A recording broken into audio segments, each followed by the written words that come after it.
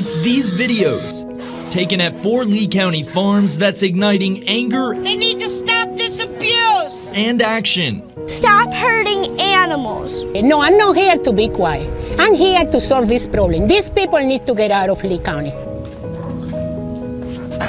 My name is AJ Santos. My name is Terry Conklin. My name is Tony De Leon. My name is Vince Avila. As factory farms began to take over in the meat industry, it took a huge toll on the lives of animals since the farms were solely looking at them as money gatherers and not humane. The animals put in many tough situations where they are kept in extremely tight spaces and at times infected with disease. This is important to our society since many of us eat at fast food restaurants, which usually obtain their meat from factory farms, and the factory farms are succeeding in gaining a profit for their wrongdoings. Animal cruelty is at a high, and it's going to keep rising if we don't think for a second about what we are eating or how it's affecting our surroundings.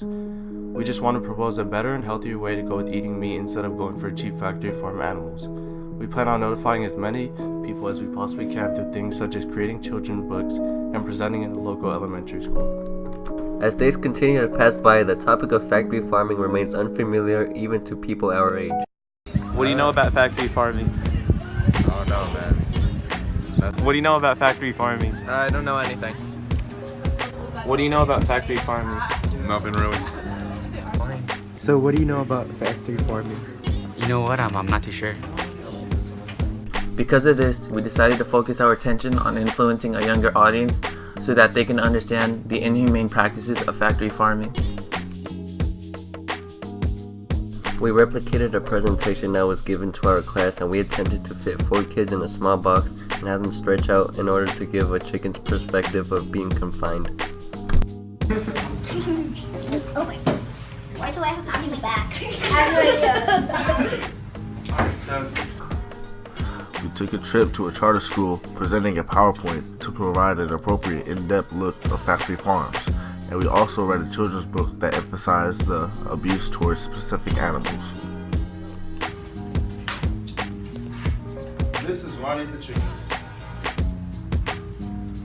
This is Otis the cow. Our book Farmer Joe depicts an evil farmer who abused his animals for profits.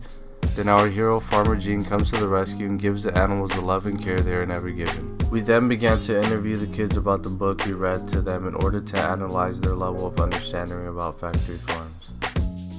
Okay, so what are the bad things you've seen about factory farming? Not letting them have space, and them not having enough food. From the story that we just read to you, who do you think is the better farmer? Farmer Gene. How come? Because he took care of the animals and he loved them and he gave them food and they're caged free. And then what are the bad things that happened in the story? Well, the first one was mean because he just wanted money and he made the animals work just for him so he could just get money. Apart from raising awareness and attempting to influence our next generation, we also decided to raise money by selling at the Mad Concert and other local events, accumulating $122. As a team, we have learned the potential of what can be completed when working collaboratively. We were able to use our strengths and weaknesses as a group to our advantage. We successfully raised awareness and money for factory farming.